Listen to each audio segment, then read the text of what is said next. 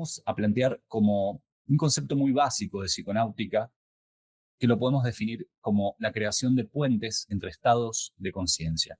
Sencillamente es esto, sencilla y complejamente, porque, como veremos, involucra un montón de procesos que recientemente se están pudiendo estudiar, pero a grandes rasgos podríamos decir que la psiconáutica puede ser el arte de explorar estados no ordinarios de conciencia o alternos, lo que da también a entender que no hay un solo estado de conciencia. ¿Y por qué queremos o nos interesa o por qué a la humanidad le ha interesado explorar otros estados de conciencia? Bueno, les he dejado en el material complementario una tesis de Marín Valencia. Alejandro Marín Valencia es un antropólogo que se ha dedicado a estudiar los estados no ordinarios de conciencia y él refiere cuál ha sido un poco el valor de la exploración de estos estados a nivel cultural. Les recomiendo bastante las tesis de este antropólogo porque es realmente muy claro, muy enriquecedor, es apasionante para quien le gusta el tema. Y como podemos ver, estas prácticas, dice el autor, ha tenido un impacto muy profundo en la conformación psicológica y cultural de los grupos sociales, ¿sí? Entre ellas la curación de enfermedades, la organización sociopolítica, los ritos iniciáticos, las prácticas y concepciones ecológicas, es decir, cómo nos relacionamos con el entorno, ¿sí?, ecológico, la memoria cultural, las mitologías fundacionales e incluso los procesos de resistencia identitaria. Iniciaciones psiconáuticas tiene que ver con el hecho de que está muy emparentada una cosa con otra. Primero hay que definir qué es la iniciación, ¿no?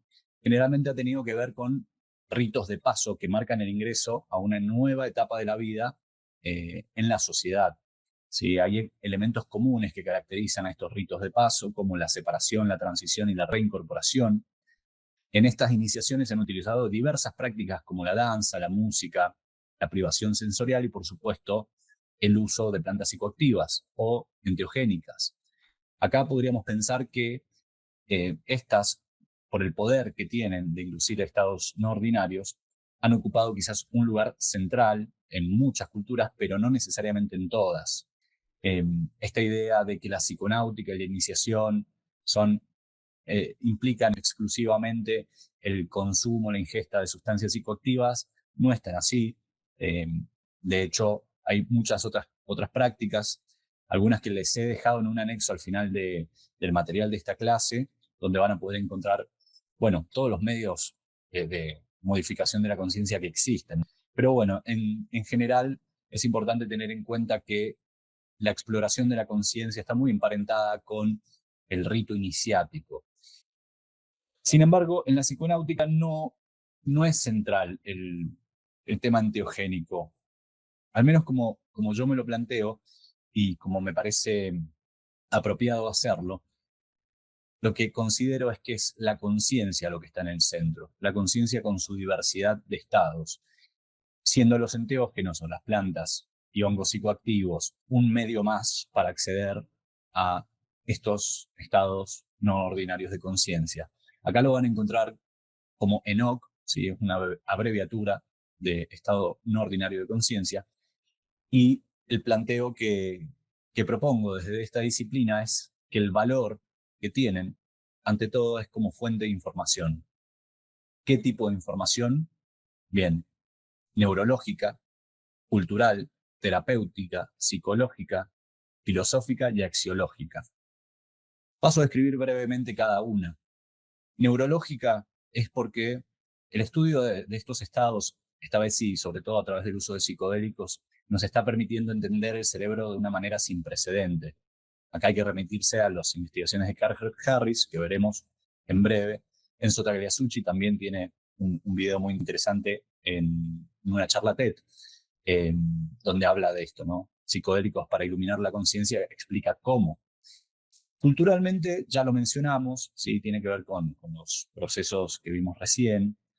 Terapéuticamente, por bueno, el potencial transformador que tienen, tema que vamos a estar abordando en este curso. Psicológicamente, a diferencia de lo terapéutico, lo refiero aquí más como información o autoconocimiento psicológico, ¿sí? Que si bien está emparentado con lo terapéutico, vale hacer esa salvedad o esa distinción. Eh, no es lo mismo a veces el autoconocimiento que las acciones destinadas al cambio de conducta, por ejemplo. Filosóficamente tienen un potencial, sabemos, estos estados de cambiar las miradas o ampliar las miradas sobre el mundo, de cuestionar narrativas vigentes. Sin ir más lejos, piensen en lo que pasó en los 60, que claramente estaba muy asociado con el uso de psicodélicos, pero lo que propiciaba esas otras miradas eran los estados que inducían, ¿no?, dichos consumos. Y bueno, la revolución que se quiso armar, pero terminó siendo sofocada por el gobierno y por sí misma, porque claramente no tenía los andamios, al parecer, suficientes para arraigar. Y axiológicamente, me parece este uno de los puntos más importantes, porque lo axiológico tiene que ver con los valores humanos. Y quizás sea este uno de los puntos que más interesan acá a nivel no solo individual, sino también colectivo. Estos estados nos permiten acceder a información que está muy relacionada con el valor de las cosas vivas, con el valor de ciertos aspectos humanos y no humanos que son necesarios integrar, sobre todo en momentos como los que vivimos, donde, bueno, asistimos claramente a una crisis de valores desde hace tiempo, pero hoy más pronunciada que nunca, y estos estados pueden ser un medio para acceder a una claridad acerca de los mismos. Sin embargo, todo tiene un costo, claro. Acceder a estos estados implica atravesar al menos tres cosas: entropía y desestabilización, dolor en su estado puro, y la muerte. La muerte quizás simbólica, ¿sí? No hablamos de una muerte biológica, pero estos tres aspectos, estas tres aduanas que hay que atravesar quizás sean una sola. Veremos a lo largo de esta clase y de este curso de qué está hecha esta aduana, ¿no?